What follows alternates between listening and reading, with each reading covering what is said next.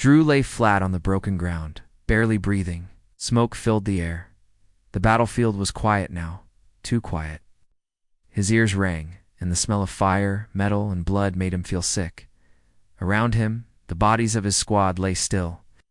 Not. One of them had survived. The Sharathi had won. They were not just any alien race. The Sharathi were tall, armored beings with sharp eyes and strange voices that sounded like thunder. They came from a cold and distant star, and they hated humans. Their leader was worse than all of them. A tall female warrior they called the Death Goddess. No one had ever beaten her. Some even said she wasn't real. Others said she was a ghost in armor. But Drew had seen her with his own eyes, cutting through humans like they were paper. Fast, silent, cruel. She wore black and silver armor with glowing red lines and never spoke a word during battle. Now she was here. Drew heard the soft sound of footsteps, metal boots on stone. He didn't move. His gun was broken, his leg was bleeding, and his strength was gone. He thought about his sister back on Earth. He had promised her he'd come home. Now that promise was broken. Then he saw her. The Death Goddess walked slowly. Between the dead, her long blade dragging behind her, leaving a mark in the dirt. Her armor didn't have a single scratch. Her face was covered by a silver mask shaped like a skull. She looked more like a statue than a person. She stopped right in front of him. Drew looked up. Their eyes met. He thought this was it. Ready to die? But something strange happened. She tilted her head. Her sword didn't rise. She didn't strike. Instead, she crouched down beside him, staring. The mask was still on, but her eyes were not angry.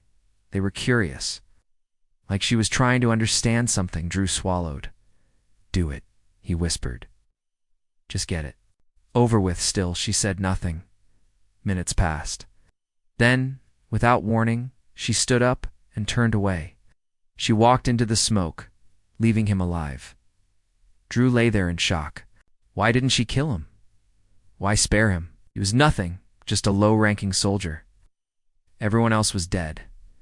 By the time rescue drones arrived, Drew was the only survivor. The humans didn't celebrate. It was a defeat. First Command marked him. As wounded and returned, they had no answers, only questions. But Drew told no one what happened in those final moments. He couldn't. He didn't even understand it himself. He left the army soon after. A few weeks passed. Now Drew lived on. A small mining colony at the edge of human space. The war had destroyed his will to fight. He spent his days fixing machines and avoiding people. He didn't sleep well. Every time he closed his eyes, he saw her face, the silver mask, the cold eyes, the silent stare, and every time, the same. Question came, why am I still alive? One night during a dust storm, someone knocked on his door. Strange, no one ever came to see him. Drew grabbed a small plasma. Cooter just encased and opened the metal door. He froze. There she was, the Death Goddess stood tall in the storm, wind blowing her long black cloak behind her. Her mask was still on, but she didn't have her sword. She didn't attack. She didn't even raise her hands. Drew stepped back. No, this isn't real. She spoke for the first time. Her voice was calm and low, almost like music. You are the only one who looked at me without fear. Drew didn't answer. His heart raced. She stepped inside without asking. He backed away, dropping the cutter. What? What do you want? I spared you. Now I follow you. Follow me? Why? What does that mean? She said nothing else. She sat in the corner of the room, folding her arms, silent, watching. Drew didn't sleep that night, the next day. She was still there, and the next, Drew tried to tell her to leave. He shouted, begged, threatened. She just followed. He went to the mines. She walked behind him. When he went to eat, she stood nearby, not touching anything. When he sat outside to watch the sky, she stood silently beside him like a shadow. People started whispering, "That's her," someone said. "The alien warlord? She doesn't attack? She just follows him." Soon the colony gave Drew a nickname, the Death Whisperer. But Drew didn't feel powerful. He felt trapped. Why was she doing this? Why him? She never answered his questions. But every time he looked into her eyes, he didn't see hate. He didn't see anger. He saw something even stranger. Loneliness. To be continued in part 2. A goddess at his door. Drew had never asked for company, especially not from an alien warlord who once led the destruction of human colonies.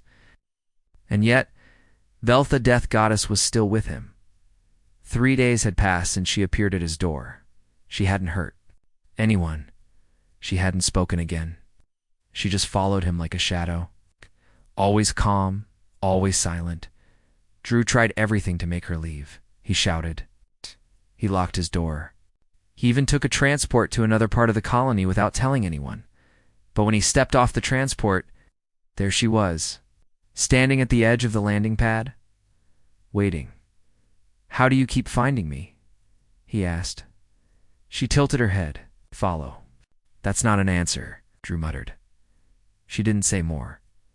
Drew returned to his job at the repair station, hoping to ignore her. The colony's workers avoided the area now. It whispered behind walls, and no one wanted to come close. "Is she really the death goddess?" one man said.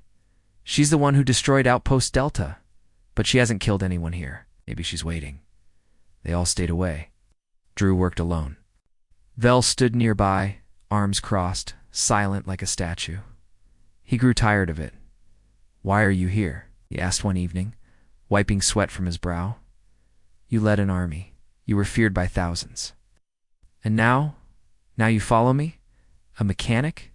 Vel finally replied, "You are not like the others." Drew shook his head. "What does that even mean?" She walked closer, her voice low. "You looked at me, not with fear, not with hate. You looked at me like I was someone." Drew laughed bitterly. "I looked at you because I thought I was going to die. That's all." She didn't answer. But her eyes, those cold silver eyes, watched him like she didn't believe it. That night, Drew couldn't sleep again. He stared at the ceiling, thinking of the war. He had lost friends, family, his home. And now, the one person who had helped cause it all was sitting quietly outside his room. He got up, walked to the door, and opened it.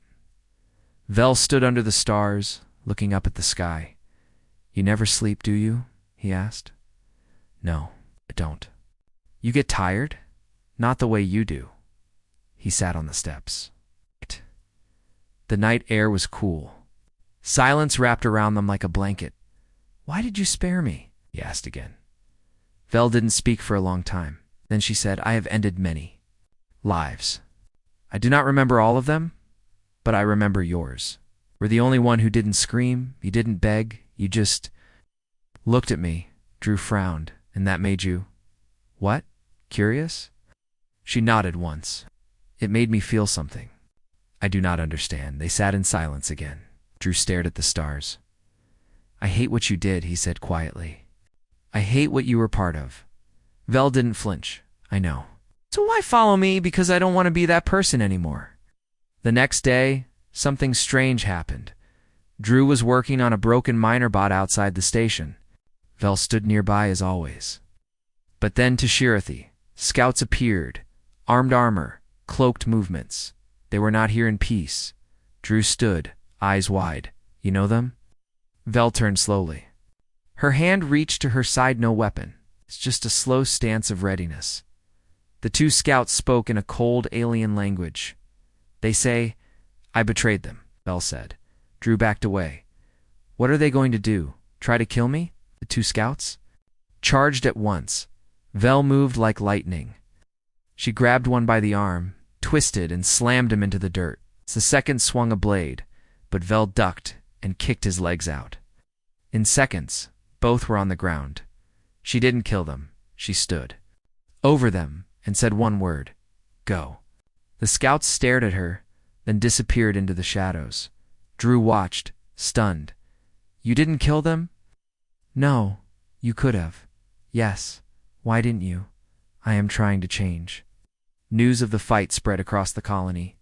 Now, whispers turned into stories. She protected him. She fought her own kind. Maybe she's not what we thought. Drew didn't know what to believe anymore. A few nights later, he made her tea. It was a small thing, Humans drank tea when they needed to calm down. He didn't know if Vel even drank anything, but he handed her a cup anyway. She stared at it. You want me to drink this? Yeah, Drew said. It won't hurt you. Just try it. She took the cup and sipped. Her face didn't change, but after a moment she nodded once. It is warm. Drew smiled. That's the point. They sat. Outside again. This time, not as enemies. Not even as strangers. Maybe something else. Drew looked at her. You don't have to stay here, you know. I want to. Why? She looked at him, eyes steady. Because when I look at you, I feel like I can become someone better. Drew said nothing. He just looked up at the stars and let the silence speak. To be continued in part 3, Unwanted Companion. Drew never thought he would get used to living with a former warlord. But here he was, 2 weeks later, waking up every day to find Vel, the death goddess, standing outside his door like a silent bodyguard. People still stared. Some avoided him. Others treated him like a strange legend. Children whispered, "That's the man she follows." Workers said, "She doesn't even blink. It's like she's watching everything." One merchant offered Drew free tools, saying if she's guarding you, then you must be important. Drew didn't feel important. He just felt confused. One afternoon, Drew walked through the market square. Vel walked a few steps behind him, as always. People cleared the path, their eyes wide, their steps quick. He stopped near a fruit stall and turned to face her. You could walk next to me, you know, not behind like some ghost. I'm used to watching from behind, Vel said. Well, try something new. She didn't say anything, but after a moment, she moved beside him. The stall owner stood frozen. Drew gave a small smile. 2 green berries, please. The man placed them on the counter, hands shaking. No charge. Drew paid anyway, and handed 1 berry to Vel. She looked at it like it was a weapon. It's food, he said. Try it. She took a small bite and blinked. Sour, Drew laughed. You'll get used to it.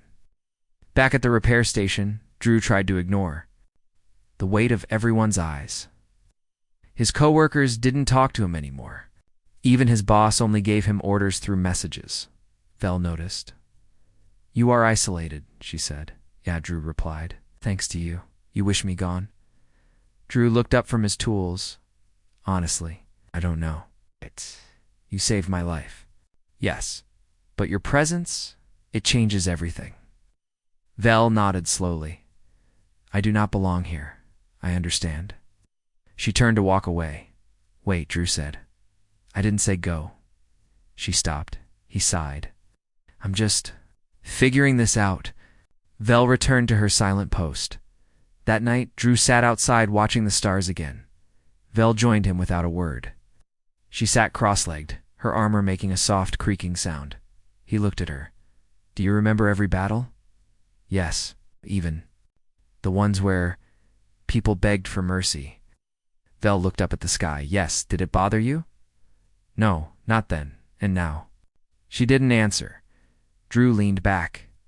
You're trying to change. Can see that. But change isn't easy, I know. They sat in silence. The next day, trouble arrived. A ship landed at the edge of the colony. Didn't carry traders or supply workers. It carried fighters, mercenaries. And they were not here to buy food. They came for Vel. Drew saw them walking through the town, armored and armed. One of them pointed at him. There he is, the human. Another added, Where's the goddess? Drew stood still. Who sent you? Doesn't matter, you're our key. She'll come for you. Before Drew could run, they grabbed him. They dragged him to the old mining silo and chained him to a metal post. The leader of the mercenaries, a tall man with scars across his face, paced in front of him. She abandoned her kind. That makes her a traitor, but we know she follows you. Drew struggled. She's not the same anymore. We'll see if that's true. Hours passed. Then the door creaked open. Vel stepped inside. Her armor was darker than ever. Her eyes glowed faintly. She had no weapons, but her steps were heavy with purpose. The mercenaries raised their guns. Don't move, the leader warned. Vel didn't. Stop. One fired. The bullet bounced off her chest. In seconds, Vel moved. Fast, precise. She knocked down 2 men before they could blink. Another pulled a blade. Vel twisted his arm and disarmed him, without killing him. Drew watched in awe. She wasn't just a fighter, she was a force. Soon, only the leader remained. He held a gun to Drew's head. Come closer and he dies. Paused. Drew stared at her. Don't listen to him, the leader shouted. One more step. Vel didn't move, but Drew did. With all his strength, he kicked the leader's leg. The gun fired but missed. In that moment, Vel struck, knocking the man to the ground. Silence. Drew breathed hard. Vel walked over and broke his chains. You came for me, Drew said, rubbing his wrists. I said, I follow, she answered softly. Back at the colony, people stared again. This time it was different. Someone clapped, then another. Soon the entire square echoed with applause. Drew stood beside Vel. Stunned, they're cheering, he said. For you, she replied. No, Drew said. For us. Later. That night, Drew fixed tea again. They sat under the stars. Why didn't you kill them? He asked. Vel held the cup, her voice calm. I did not want to become what I was. Drew nodded. You didn't. They sipped in silence. Then Drew smiled a little. You know, if you're going to keep following me, maybe you should get a job. Vel looked at him, confused. Job? Yeah. Something useful. You know, part of the community? She blinked. What would I do? Drew looked at her armor, her eyes, her strength. Then he laughed. Honestly, you could do anything. Be continued in Part 4. The Assassin Fleet. Life on the mining colony began to change. People still looked at Vel with caution, but fear slowly faded. They saw how she protected Drew. They saw her stop fights, lift broken machines like they were made of paper, and quietly help others when no one asked her to.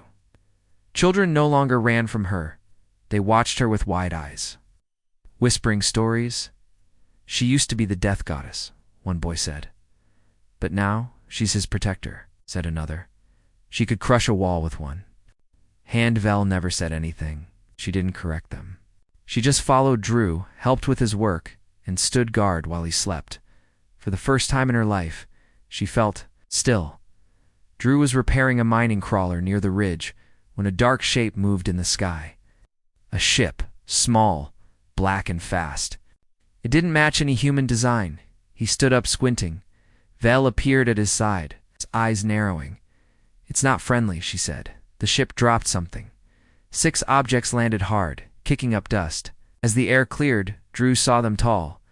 Armored figures with jagged weapons and smooth helmets. Their armor was black with green stripes. Sheer elite assassins. They came for you, Drew said. They came to erase me, Vel replied. The assassins spoke in their sharp alien tongue. Vel translated softly. They say I betrayed the Shirathi code, that I should not be allowed to live among humans. Drew frowned. You won't fight them alone? Yes, Vel said firmly. Before he could speak, Vel stepped forward. One of the assassins raised a long blade and charged. Vel met him halfway. The battle began.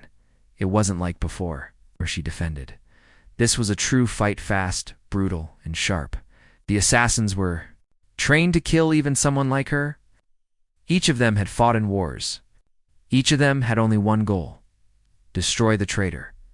Drew ducked behind a rock, watching as Vel flipped, blocked, and struck with perfect moves. She was outnumbered 6-1, but she didn't fall, not once. She fought with skill, not rage. She didn't kill, only disabled. One assassin tried to shoot from behind. Vel twisted around and knocked his weapon away, breaking his arm with a quick move. Another charged with twin blades. Vel disarmed her, kicked her legs out, and left her. On the ground 3 remained. They circled her like wolves. Vel stood tall. You do not understand, she said in her own language. I did not leave the Shirathi to hide. I left to become something more. The assassins didn't care. They attacked again.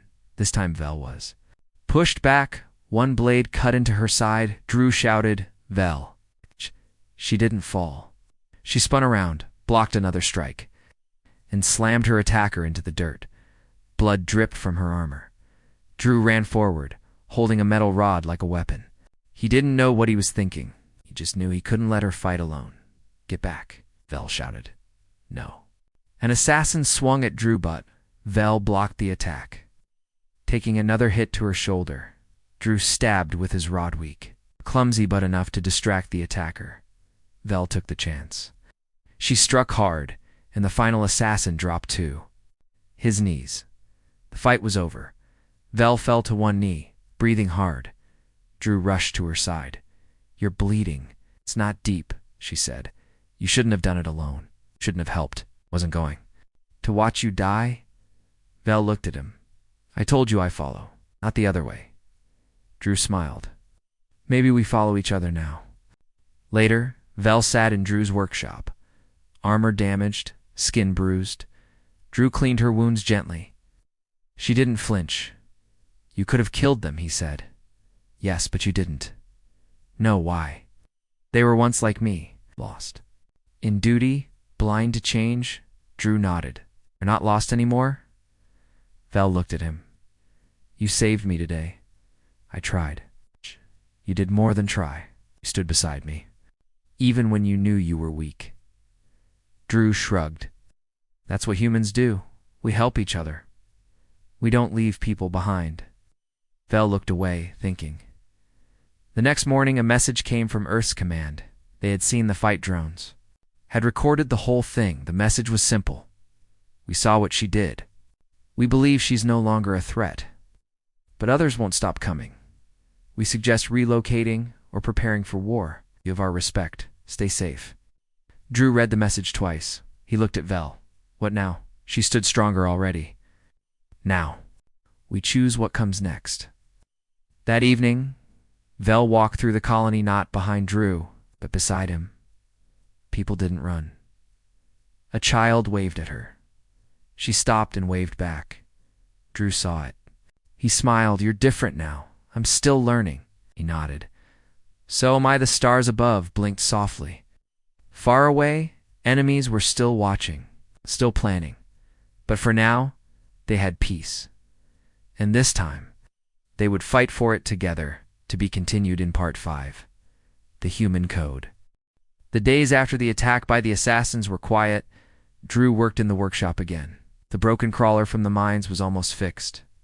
His hands were dirty, his back hurt, but there was a small smile on his face. Vel was helping. She didn't just stand in the corner anymore. Now she handed him tools, lifted heavy parts, and even asked questions about the machines. She didn't speak much, but when she did, her voice was calmer than before. Drew noticed the change. "You're learning fast," said as she connected a power cable. "I was made for war," Vel said, "but fixing things feels better." Looked at her and smiled. "That's the human way. We build. Even after everything breaks, we try again." Vel nodded. "You're kind of strange. Weak in body, but strong in something else." "What do you mean? You fight even when you—" "Cannot win. You laugh even in pain. You protect even when afraid." Drew leaned back. "We call it hope." "Hope," Vel repeated softly. "I never had that before." Later that evening, Vel sat outside Drew's room, polishing her armor. She still wore it every day, but now she kept it clean, not for battle, but as a habit. Drew brought out 2 cups of tea and sat beside her. You've changed more than I expected," he said. Vel looked at the sky. "I thought I had no soul, that I was only a weapon, but you made me question that." "I didn't do much," Drew said. "You lived," she replied, "and you showed me how." That night, a message arrived on Drew's data screen. It came from a small group of human rebels. The message said, "We heard about the Death Goddess choosing peace. We saw the fight. We need her. We need you. A new rebellion is growing. We want your help." Drew stared at the screen for a long time. Vel noticed. "What is it they want us to join them?" Drew said. "They're building a movement. Not just against the Shirathi, but against all who want to rule by fear." Vel stayed quiet. I know you left the war behind, Drew continued, but maybe this is different. This time, it's not about destroying, but defending. Dell stood up and faced him. I will follow where you lead. Drew shook his head. No, not this time. We go together, as equals. She gave a slow nod. Then I will fight by your side. Ouch. Within days, Drew and Vel left the colony. The people gathered to say goodbye. The mayor handed Drew a small metal badge. You gave us peace, she said. You'll always have a place here. A boy handed Vel a small hand-drawn picture of her and Drew standing on a hill. You're my hero, he whispered. Vel took the picture with great care. Then they boarded a transport ship and flew into the stars. They reached the rebel station, a hidden base inside an old asteroid. The leader was a human named Mira. She had a long scar across her cheek and eyes full of fire. We're building something here, Mira said. Not just an army. A code. A way of living. What kind of code? Drew asked. Mira smiled. The human code. We help. We protect. We never kneel to fear. She looked at Vel. Will you follow that? Vel stepped forward. I will live. Over the next weeks, Drew trained with rebels, taught them how to repair machines, and gave speeches that brought courage. Vel trained them in defense, not war. She showed them how to fight without hate, how to stay calm under pressure, how to win without cruelty. They respected her. Some feared her at first, but soon they saw what Drew had seen. She was no longer a weapon. She was a guide.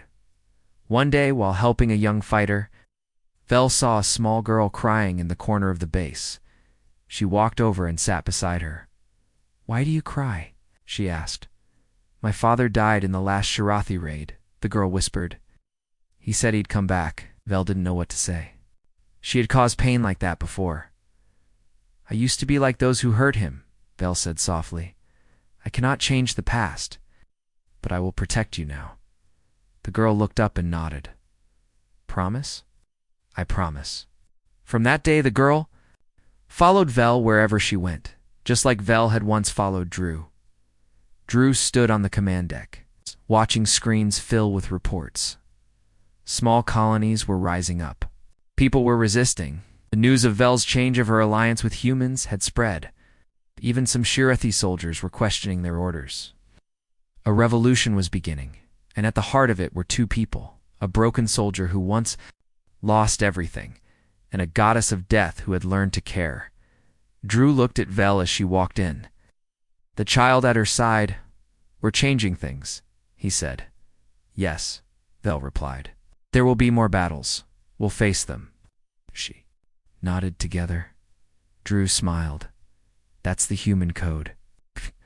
To be continued in Part 6. Rise of the Forgotten. The rebellion was growing faster than anyone expected.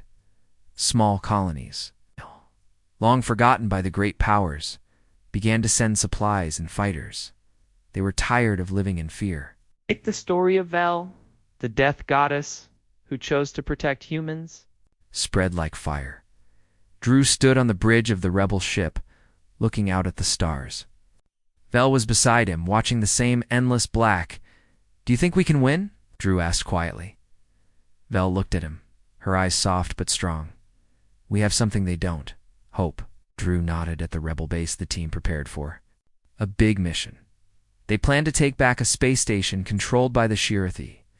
It was a small but important post that controlled a key trade route. Mira, the rebel leader, gathered everyone. This mission will show the galaxy we are serious, she said. We fight not just for ourselves, but for all who want freedom. Vel stepped forward. I will lead the strike team.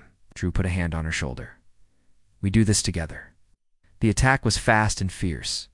Vel moved like a shadow, disabling. Guards quietly. Drew followed with the rebels, repairing machines and hacking doors. The Shirathi fought hard. They did not expect humans and their former goddess working as one. In the control room, Vel faced a group of officers. They stared at her, shocked. You betrayed us, one said. I chose a better path, Vel replied. With precise moves, she disabled their weapons without killing. Drew hacked the main console. "Station's ours," he said. Victory spread hope, but it also brought danger. The Sharathi High Council learned about Vel's betrayal. They sent a fleet to crush the rebellion. Drew and Vel knew they had little time. They sent messages to allies, warning them to prepare. The battle that followed was unlike any before. The rebel fleet was smaller, but the fighters were determined. Vel flew her ship into the heart of the battle.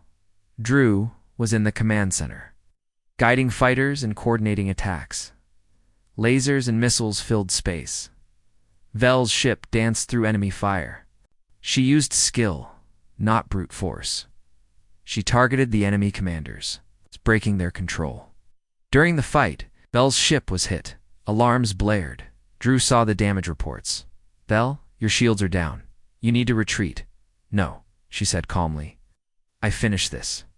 She activated emergency thrusters and made one final strike. The enemy flagship exploded. With their leader gone, the enemy fleet scattered. The rebels cheered. Drew breathed deeply. "We did it." Vel looked at him. "This is only the beginning." After the battle, the rebels gathered. Mira spoke. "You have all shown what humans can do.